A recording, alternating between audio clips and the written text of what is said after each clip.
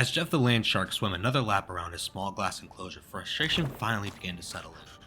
He had tried so hard to stay his usual optimistic self, even after he lost track of how long he had been held captive here inside the strange theme park created by the enigmatic elder of the universe, known as the Collector. Jeff didn't really know how he got here in the first place. One second, he was frolicking in the endless waves lapping at the California coast with his BFF Gwen. The next, he was here, trapped within a tiny tank that he couldn't seem to chomp his way out of, no matter how wide he opened his powerful little jaws. But since his unexpected arrival, Jeff had pieced together why he was here. Surrounding his own enclosure were countless other holding cells, each containing unique specimens of life forms he had never seen before.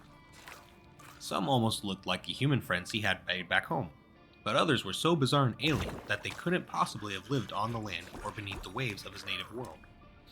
Jeff had visited a zoo before with another of his friends, the archer called Kate, and now he thought that he was probably in one. Just another exhibit on display in an intergalactic menagerie on the edge of the known universe. Jeff didn't love being confined in his tank, but he had taken some comfort in the fact that he wasn't here alone. And while none of the other creatures around him seemed to be fluent in landshark, there was one fellow captive whose thoughts Jeff could hear in his own head. She said her name was Mantis, and that she was a friend.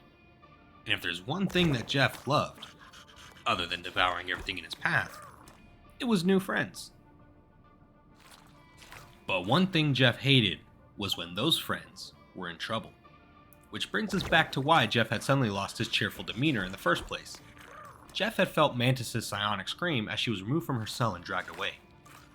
He had heard the guards talking about taking her to some sort of arena where the Collector's prisoners were forced to fight for their lives against multi-dimensional variants of themselves. Jeff had no idea what any of that meant, but he did know that Mantis was in trouble. He couldn't hear her voice in his head anymore. He couldn't feel her calming presence. He couldn't see where she was or if she was safe. And that made Jeff mad. Jeff began to swim frenzied circles in his tank, increasing his speed by swishing his tail and paddling his tiny legs as fast as he could. When he had built up enough momentum, he propelled himself towards the wall that separated him from freedom. But the only result was sharp pain as his sweet little face smushed against the crystal clear wall. Not even the slightest chip or crack could be seen in the glass, though a few may have been left behind in his teeth. It was clear that Jeff would need another plan if he wanted to escape.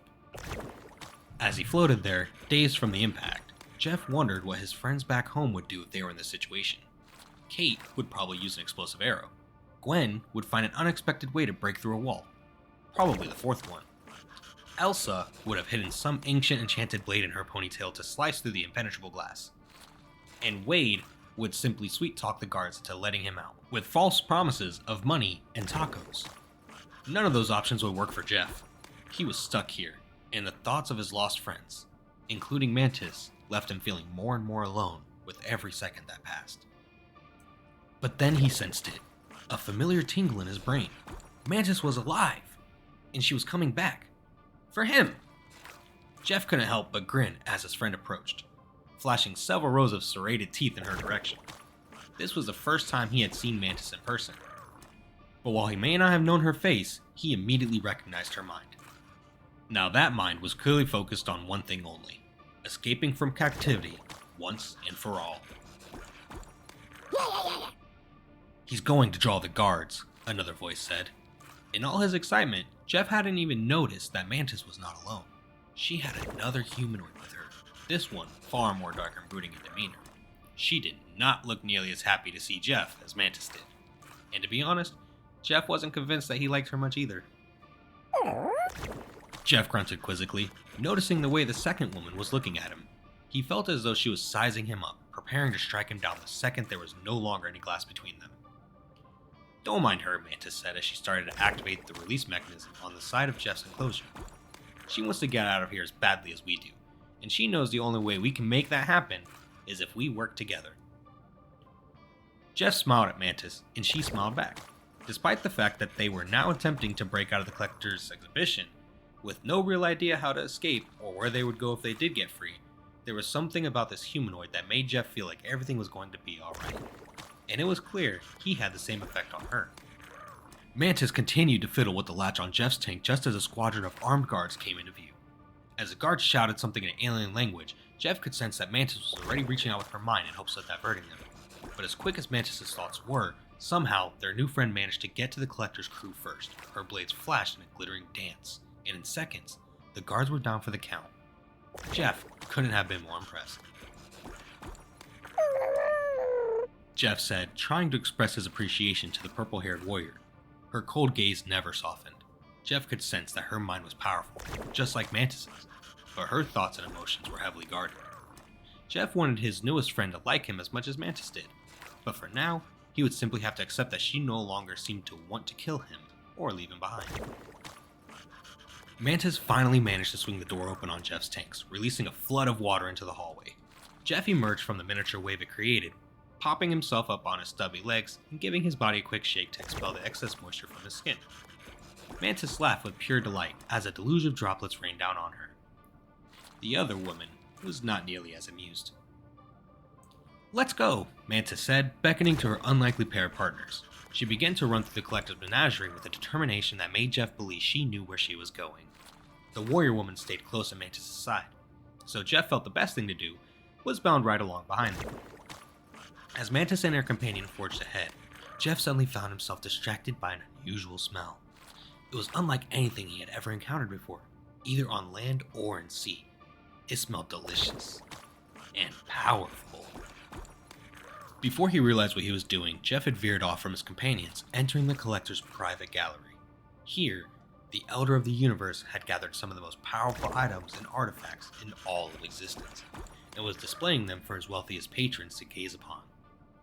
Jeff didn't know what any of these strange things were. Not the 6 colorful stones, nor the glowing cube, nor the otherworldly crimson gem, nor the flaming demonic scroll. But he did know one thing. He hadn't eaten in a very long time. Jeff's instincts took control.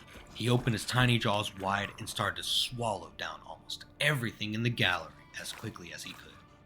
Alarms began to blare, but it didn't stop Jeff from consuming one object of power after another. "There you are, Jeff," Mantis cried as she and her mysterious ally entered the now empty gallery. "We thought we had lost you. Are you okay?" Jeff belched in response. His tiny tummy had started to rumble after he had gulped down a little metal vial marked Pim. As Jeff blushed with embarrassment, Mantis chuckled. Even the steel-willed stranger couldn't help but smirk. But all levity instantly faded as another group of guards arrived in the gallery. "Tavon is going to have our heads," one guard shouted, as he realized that all the artifacts in the private gallery had somehow vanished. "Not if we bring him theirs first," another guard responded, aiming his weapon directly at Mantis and pulling the trigger. Without a second of hesitation, Jeff leapt between the guard and Mantis, instinctively shielding his friend from the oncoming blast. But as he intercepted the attack, something extraordinary happened. Jeff grew to 10 times his regular size. Mused the warrior woman. Must have been something he ate. The enlarged Jeff let out a delighted squeal as he charged towards the guards, all of whom dropped their weapons and retreated as swiftly as possible. As soon as they were in the clear, Jeff beckoned Mantis and her friend to follow him. "That's not the right way, friend," Mantis said. "We found the hangar. It's in the other direction. That hall will just lead you back to your cell." "Yeah," Jeff said confidently, fully aware of what he was doing. "Oh, I see," Mantis said with a smile. "Good boy, Jeff." The women raced after the giant Jeff back to the heart of the menagerie. "Stand back, everyone," Mantis cried out directly into the minds of all the captive creatures. As the alien assemblage took cover within their cells, the massive landshark gave a mighty twirl, swinging his tail with tremendous force and shattering through the outer glass walls of countless enclosures. The lifeforms once trapped within suddenly emerged from holding and scattered in all directions, each seeking their own way out of the Collector's custody. Jeff asked as he began to shrink down to his normal size. "I know, Jeff," Mantis responded, "but we don't have time to save them all. At least not yet." "Come on," their curious companion said, leading Jeff and Mantis through chaos and back towards the hangar. "This may be our only chance." Together, they entered the hangar, and Mantis located a spacecraft similar to the one she had flown during her time with the Guardians of the Galaxy. Relief washed over her as she led her new teammates onto the ship and powered it up. "We're finally free," the other woman said with relief. We can go home now. But the stoic warrior paused. She didn't need Mantis's empathic abilities to sense the sadness radiating through Jeff's mind as he looked back towards the creatures rampaging through the theme park below them.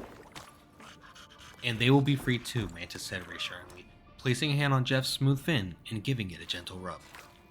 We will find help and come back for them. We will free every single one of them, and we will make sure the collector pays for what he has done. How does that sound, little one? As the ship lifted off, Jeff responded as only he could, with a toothy grin and an emphatic